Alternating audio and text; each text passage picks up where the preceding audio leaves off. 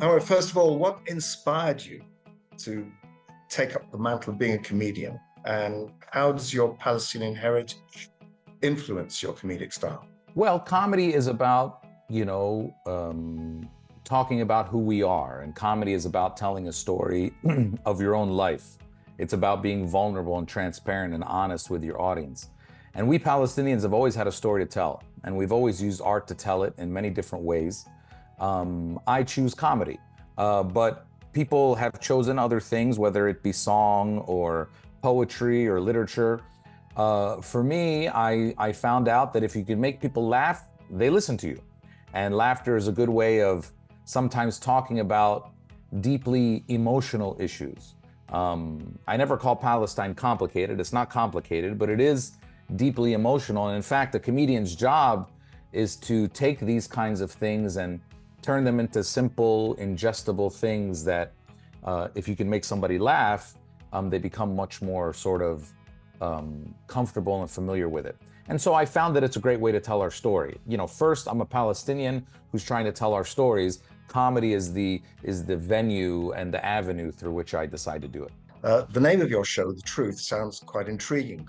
What do you hope that audiences in Bahrain take away from your upcoming show? I mean, look, we Palestinians have always said, please go find out the truth about what happened to us. And so I talk about the power of the truth and try to weave it in and out through many comedic ways through the show. But when you have the truth, I just say, when you have the truth, you can do anything. And you can always smile and you can always be happy. And there's a reason that we can still have weddings and laugh in the middle of this genocide, because we know we have the truth with us. It's something that Jewish comedians always had with them, and Black comedians always had with them.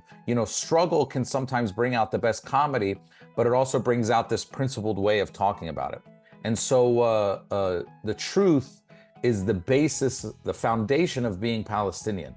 And that's what I talk about in the show. How do you navigate the cultural differences and sensitivities in your comedy, especially when it comes to performing in diverse settings like Bahrain, for instance? Comedians go through really unique experiences, okay? We get asked questions that no other artists get asked. We get offered opinions that no other artists get. And then nobody ever walks up to a musician and says, I think you should change the lyrics to make it sound like this. I think, or how about no one ever walks up to a musician and says, hey, I have a song for you.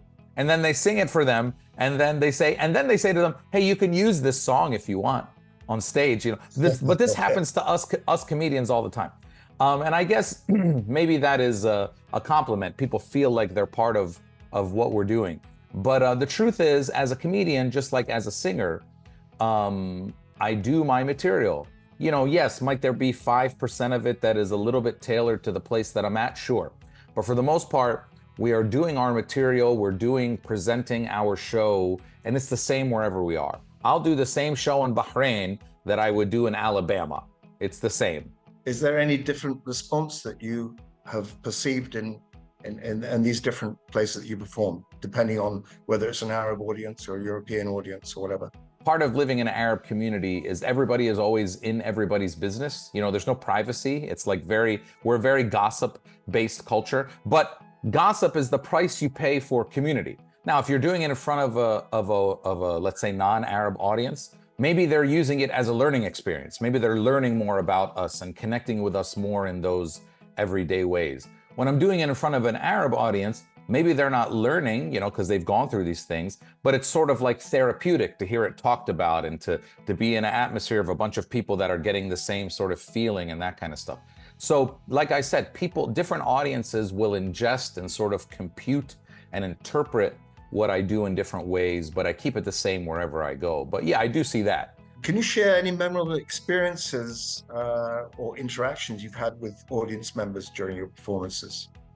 I was in a restaurant, comedians, we always start out like in restaurants or dive bars or whatever. And so I was in a restaurant in Detroit doing comedy, and I was just talking about being Palestinian.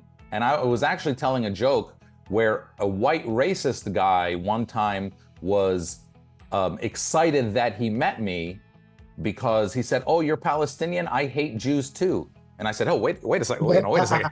I said, wait a second. Yeah. And the joke was about me being very uncomfortable with that conversation. Yes. That's what the joke was about. Yeah. The joke wasn't about me being racist, it's about this white guy being racist. As a comedian, how do you balance humor and social commentary in your routines? And are there any taboo areas you won't go?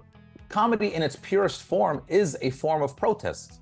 It's a form of poking at power. It's a form of pointing out the hypocrisies in society and ridiculing them. The truth is that I was doing this show called The Truth before October 7th. I was touring it. And it's been now obviously modified a little bit and changed a little bit to be up on current events. But this theme is something that's been with us forever. How do you manage to keep your material fresh and relevant, especially when performing multiple shows in a short amount of time? I put together a show and then it changes a lot over the year or two that I'm performing it because things come up and then eventually I'll record it and it'll get on the internet and then I won't do those jokes anymore. That's kind of what we comedians do. That's why a lot of comedians, and that's why my show, will ask people not to videotape it because we don't want bits and pieces of the show getting out into the world for two reasons. Number one, if it gets out in the world, it becomes hard to do it on stage or a live show, but it also might be something that we're like experimenting with. So it might not be funny. And then all of a sudden it gets out in the world and it's not funny. What advice would you give to aspiring comedians, especially those who come from underrepresented or marginalized backgrounds? You can't come to stand-up comedy and sort of hold back. There's always something funny about being honest and vulnerable and transparent. A comedy show is like me having a conversation with the audience and telling them my deepest, darkest secrets as if we've known each other for 25 years. And then you have to find ways to get in front of people. And maybe that's at a cafe with your friends. Maybe it's in front of 10 people. Maybe it's in front of 100 people. But there's always opportunities to tell your stories in front of people and see what works and doesn't work.